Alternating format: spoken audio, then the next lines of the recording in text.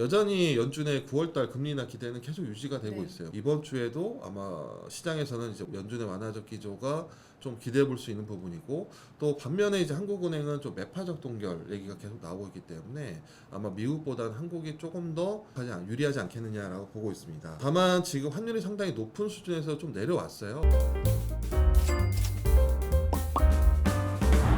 안녕하십니까. 자본시장영업부 이현주입니다. 안녕하세요. 이코노미스트 문정입니다. 오늘도 똑똑한 환율 이야기, 환율 똑똑 시작해볼까요? 이번 주 환율 동향은 조금 아래로 움직인 경향이 많았던 것 같은데요. 네. 불안 심리가 조금 완화됐다고도 볼 수 있을 것 같은데 이번 주 동향은 어떻게 보실까요? 네, 이번 주에 환율이 좀 내려오긴 했습니다. 뭐 많이는 아니고요. 한 1370원대에서 60원대로 조금 내려오긴 했는데, 그래도 60원대 좀 안착했다는 거는 좀 고무적이다라고 보고 있고요. 이번 주에 이제 미국 지표를 주목을 했잖아요. 네. 뭐 생산자 물가, 그리고 7월 소비자 물가, 그리고 가장 중요한 게 목요일 저녁에 있었던 7월 소매 판매, 이 세 가지 지표가 주목했는데, 일단 차례대로 보면은 7월 미국의 생산자 물가는 전월비 0.1%, 그러니까 예상치가 0.2니까 사실 예상보다는 좀 못 미쳤다라고 보고 있고요. 7월 소비자 물가는 전월비 0.2%로 예상에는 부합했습니다. 그런데 전년 동월 대비 상승률이 3.0%에서 2.9%로 떨어졌습니다. 그러니까 2%대를 봤다는 거죠. 2%대 물가는 2021년 이후로 이제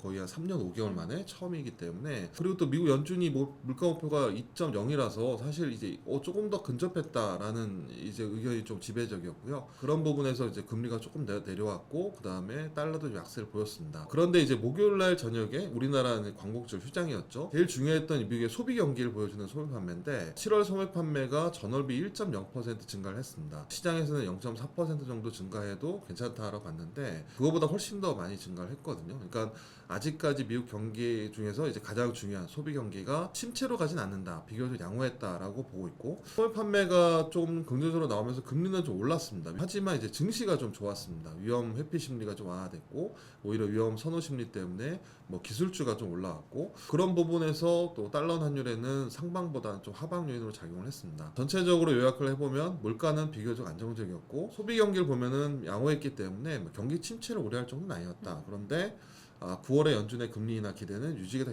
되기 때문에 달러의 반등도 좀 제한적이었고, 오히려 달러 환율에는 좀 하방 요인으로 작용하지 않았나라고 보고 있습니다. 그럼 정리해보자면 발표된 지표들이 미국의 경제가 완만하게 둔화되고 있다는 걸 시사했다고 볼 수 있을 것 같은데요. 네. 그럼 제일 중요한 다음 주의 주요 이벤트는 어떤 게 있을까요? 이벤트는 이제 주 후반에 있죠. 한국과 미국의 통화 정책을 좀 엿볼 수 있는 회의가 있는데, 일단 22일 날 목요일 날 오전에는 한국은행에서 이제 금통위가 있습니다.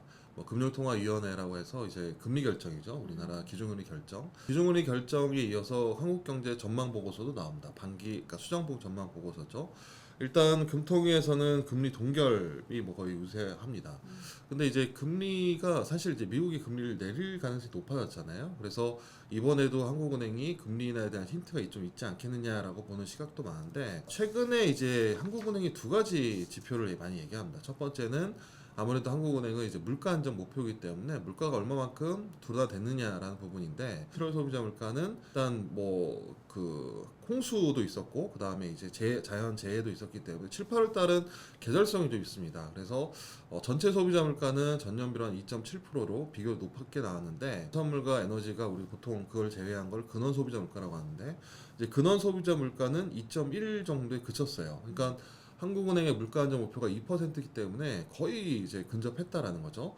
그래서 물가 지표만 보면은 금리를 내릴 명분은 충분하다라고 보는데, 최근에 한국은행 금통위에서는 가계대출 얘기를 좀 하고 있거든요. 그 가계대출이 전년비로는 7.5% 증가했습니다. 기준금리보다 거의 2배 올랐고, 물가에 거의 3배 이상 올랐기 때문에 이 부동산 경기, 그 다음에 대출이 과도하게 늘어났다는 부분이 오히려 이제 한국은행의 금리 인하를 배제시키는 그런 요인으로 작용을 하고 있거든요. 그런데 지금 물가는 좀 안정됐고, 그 다음에 미국에서는 9월달 금리 인하 가능성이 상당히 높아졌기 때문에 이번에는 일부 소수 의원이 아마 금리 동결을 배제하지 않겠느냐, 그러니까 금리 인하에 대한 소수 의견이 좀 나오지 않겠느냐 보고 있는데, 만약에 한 명이나 두 명 정도의 금리 인하 의견이 나온다면 다음 회의가 10월에 있거든요.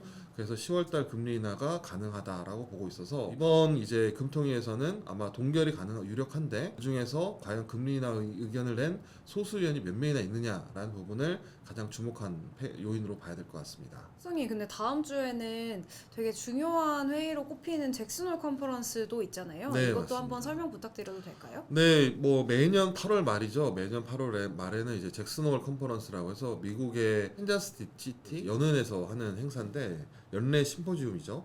이 1981년부터 시작된 심포지움입니다. 이 회의에서는 중앙은행 이제 미국 연준이죠. 연준 인사들이 참석을 하고 개회사는 보통 연준 의장이 보통 발언을 합니다. 그리고 각국의 중앙은행 인사들도 참석합니다. 뭐 예를 들어 유로 20이나 아니면 일본 BOJ 네. 의원들도 온다는 거죠. 그래서 상당히 중요한 통화정책 회의가 될 것 같고 무엇보다도 8월 달에는 미국 연준의 정례회의가 없죠. FOMC가 회의가 없습니다. 그러니까 9월 중순에 있을 FOMC 회의를 앞두고 파월 의장이 어떤 발언을 할 거냐라는 부분을 가장 주목하고 있거든요. 지난 7월 말 같은 경우 FOMC에서 연준의 의장인 이제 파월 의장이 금리 인하 가능성을 좀 시사했어요. 그래서 이제 8월 달에 시장은 이제 아마 9월 달 금리 인하 할 거다라고 보고 있는데 좀 더 이제 임박도 다가왔죠. 9월 중순이니까 이제 한 2, 3주 정도 남았는데 그래서 이번 잭슨홀 컨퍼런스에서 과연 파월 의장 혹은 연준 인사들 되게 유명한 존 윌리엄스나 아니면은 크리스토퍼 월러 연준 인사들이 있죠. 이런 사람들이 과연 금리 인하에 대해서 어떤 멘트를 할 거냐라는 부분이 상당히 중요하거든요.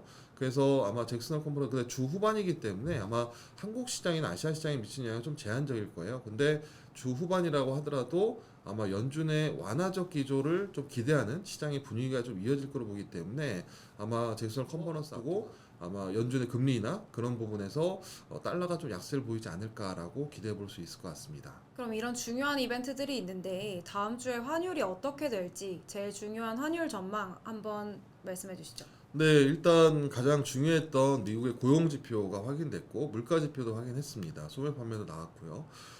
다음 주에는 뭐 한국에서는 한국 금통위 그리고 미국의 잭슨홀 컨퍼런스가 있고요. 여전히 연준의 9월달 금리 인하 기대는 계속 유지가 되고 네. 있어요. 물론 50bp의 빅컷은 아니더라도 25bp 금리 인하는 거의 지금 확률적으로 90%이기 때문에 아마 그리고 중요한 지표가 발표되진 않거든요. 그래서 이번 주에도 아마 시장에서는 이제 연준의 완화적 기조가 좀 기대해 볼 수 있는 부분이고 또 반면에 이제 한국은행은 좀 매파적 동결 얘기가 계속 나오고 있기 때문에 아마 미국보다는 한국이 조금 더 가장 유리하지 않겠느냐라고 보고 있습니다. 다만 지금 환율이 상당히 높은 수준에서 좀 내려왔어요. 근데 지금 이동평균선을 보면은 50일 이동평균선이 1380원 정도에 있고 그다음 밑으로는 이제 200일 이평선이 1346원에 있습니다. 그래서 지금 60원에서 내려오려면 일단 200일선을 확인을 할 것 같거든요. 1346원이기 때문에 이번 주에는 아마 200일 이평선 하단과 그다음 50일 이평선 상단 그래서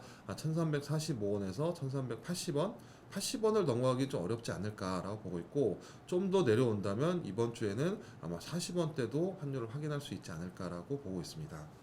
유로원 환율은 유로화하고 원화가 거의 동조하고 있어요. 그래서 하단으로는 1480원, 상단 1505원 정도 보고 있고요. 엔원 환율이 최근에 엔화가 다시 좀 되돌림이 좀 있어요. 다시 140엔대로 후반대로 좀 올라왔기 때문에 엔원 환율은 900원에서 930원 정도 등락할 것으로 예상합니다. 이상으로 똑똑한 환율 이야기 환율 똑똑이었습니다. 감사합니다.